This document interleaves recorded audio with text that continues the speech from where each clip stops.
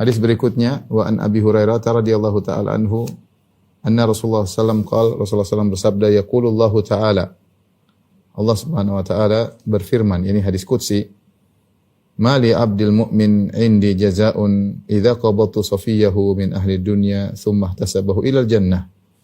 Kata Allah Subhanahu wa taala, tidak ada bagi hambaku yang mukmin balasan di sisiku, ya, jika aku mencabut nyawa atau mengambil kekasihnya dari atau orang yang dia cintainya dari penduduk dunia, kemudian dia pun ihtasabahu, kemudian dia berharap pahala ilal jannah, kecuali dia akan mendapatkan surga.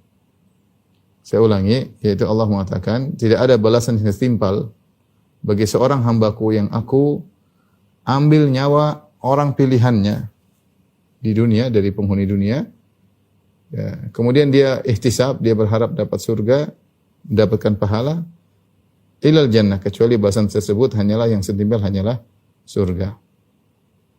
Di sini Allah Subhanahu wa taala menjelaskan bahwasanya Allah menguji seorang hamba dengan mencabut nyawa orang pilihannya. Sofiyahu, yaitu orang yang dari istifa, yaitu yang dia pilih, yaitu yang dia cintai, yang dia punya hubungan dekat, yang dia sayang kepada orang tersebut. Contohnya adalah ayahnya, atau ibunya, atau anaknya, atau kakaknya, atau adiknya, atau omnya, atau bisa jadi teman dekatnya, ya. Itu orang-orang yang dia cintai, yang dia pilih. Di antara sekian banyak orang, dia dekat dengan orang tersebut, ya. Istrinya, suaminya, gitu, ya. Umum. Jadi Sofiyahu di sini umum.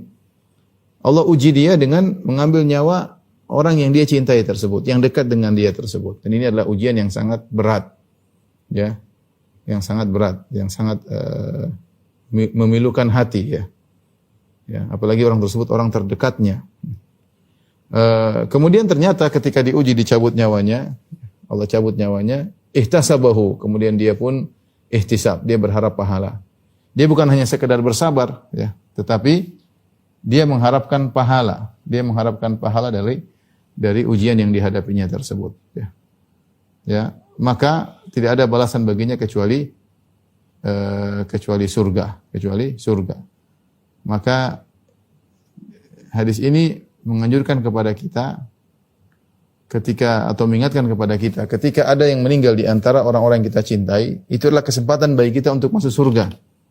Ya, mungkin di antara kita ada yang pernah merasakan atau belum merasakan, ya. Tapi yang jelas merupakan hati yang sangat pedih, sangat pilu ketika orang yang kita cintai diambil oleh Allah Subhanahu wa taala.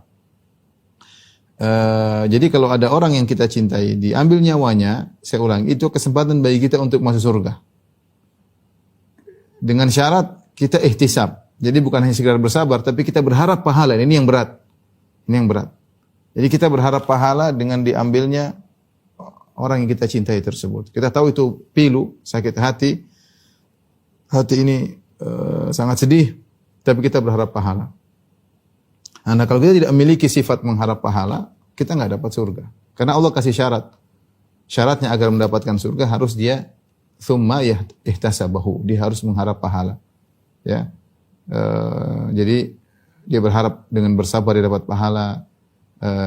Dia berharap dengan meredam pilunya hatinya, dia mendapatkan pahala. Nah, baru itu dia akan mendapatkan surga, ya.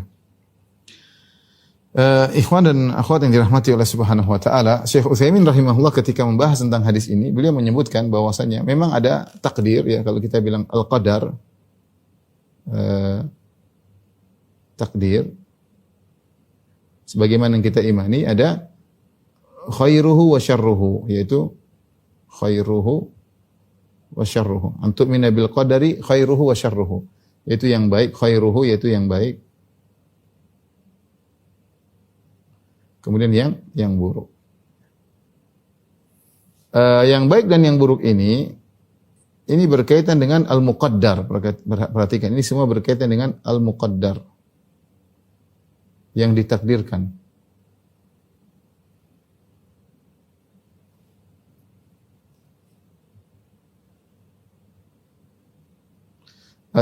bukan berkait dengan perbuatan Allah Subhanahu wa taala, ya, bukan terkait dengan perbuatan Allah Subhanahu wa taala. Perbuatan Allah semuanya baik, ya. Ya, adapun perhatikan ini tidak terkait dengan perbuatan Allah.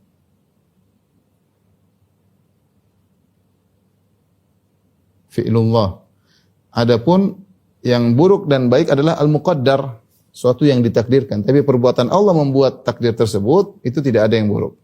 Karena perbuatan Allah, perbuatan atau keputusan Allah untuk mentakdirkan perkara yang buruk tersebut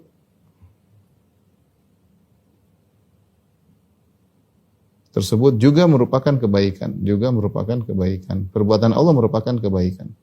Makanya di antara pujian Nabi SAW kepada Allah, Nabi SAW berkata, "Wasyarru laisa ilaik." Kata Nabi SAW, keburukan tidak kembali kepadamu. Tidak kembali kepadamu. Tidak dinisbahkan kepadamu. Tidak kepadamu. Contohnya seperti firman Allah Subhanahu wa taala, ya, "Zaharal fasadu fil barri wal bahri bima kasabat aydin nas." Kata Allah Subhanahu wa taala, telah tampak kerusakan di daratan dan di lautan akibat perbuatan manusia. Liyudhiqahum ba'dalladzi amilu la'allahum yarji'un. Kenapa Allah ciptakan kerusakan di daratan dan di lautan? Ya. Kata Allah, akibat perbuatan manusia, akibat maksiat yang mereka lakukan. Tujuannya apa? Liyudhiqahum ba'dalladzi amilu la'allahum yarji'un. Allah menimpakan hal tersebut kepada mereka musibah agar mereka sadar, ya. Agar mereka sadar. Saya kasih contoh, ya. Tadi contoh yang saya sebutkan dalam surat Ar-Rum. Kata Allah Subhanahu wa taala, "Dhaharal fasadu fil barri wal bahri bima kasabat aydin nas."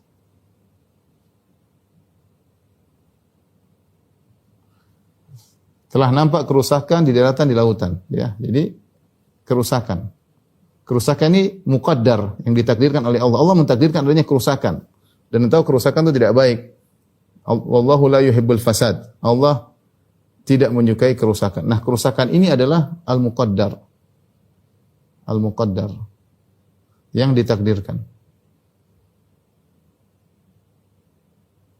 Namun tujuannya apa? Tujuannya kata Allah Subhanahu wa taala, liyudhiqahum ba'dalladzi amilu. Liyudhiqahum ba'dalladzi amilu la'allahum yarji'un.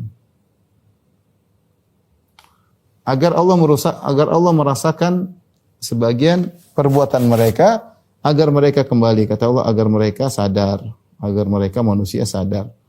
Nah, jika ditinjau dari tujuan Allah Subhanahu wa taala membuat kerusakan di atas muka bumi ini, tujuannya ternyata baik. Ternyata mulia.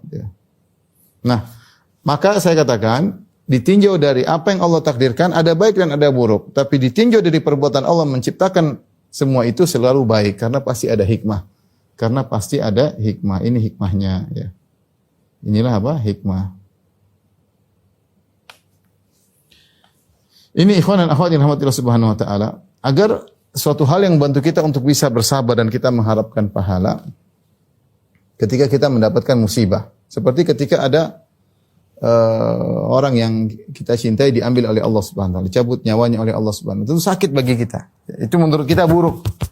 Tapi kita harus yakin bahwasanya Allah mentakdirkan keburukan ini, musibah yang tidak kita suka ini pasti ada kebaikan. Pasti ada hikmah jika kita menghadapinya dengan cara yang baik. Karena wasyarru laisa ilaik, tidak ada keburukan kepada Allah. Allah yang apa yang Allah tetapkan ini adalah baik. Ya. Jika kita mengikuti prosedur dalam menghadapi musibah tersebut. Di antaranya kita bersabar dan di antaranya kita ihtisab, berharap pahala. Ya. Di antaranya kita ihtisab dan kita berharap pahala. Makanya kalau kita tinjau dari musibah yang menimpa kita, bilang kok kita nggak suka, ini buruk, ada saudara kita meninggal, atau kita sakit, atau kita ternyata tidak kita kehendaki, ternyata kita bangkrut, ternyata kita ini. Tapi yakinlah, semua yang Allah tetapkan bagi kita ini, ya, ada hikmahnya. Karena semua takdir Allah itu baik. Berbeda dengan muqaddar, yang ditakdirkan ada yang baik, ada yang buruk.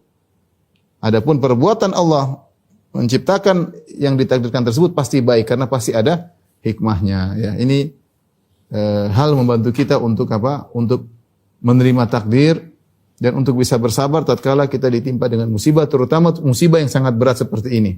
Seperti kehilangan ayah, kehilangan ibu, kehilangan anak, kehilangan suami, kehilangan istri, kehilangan sahabat dekat, kehilangan orang yang paling berjasa dalam hidup kita. Banyak hal. Ya. Dengan mengerti akan kaidah ini, wasyarru laisa ilaik, tidak ada keburukan kepadamu ya Allah. Artinya apa? Semua perbuatanmu dengan mentakdirkan ini semua yang terkadang menurut kasat mata kita adalah buruk, yakinlah di balik itu ada kebaikan.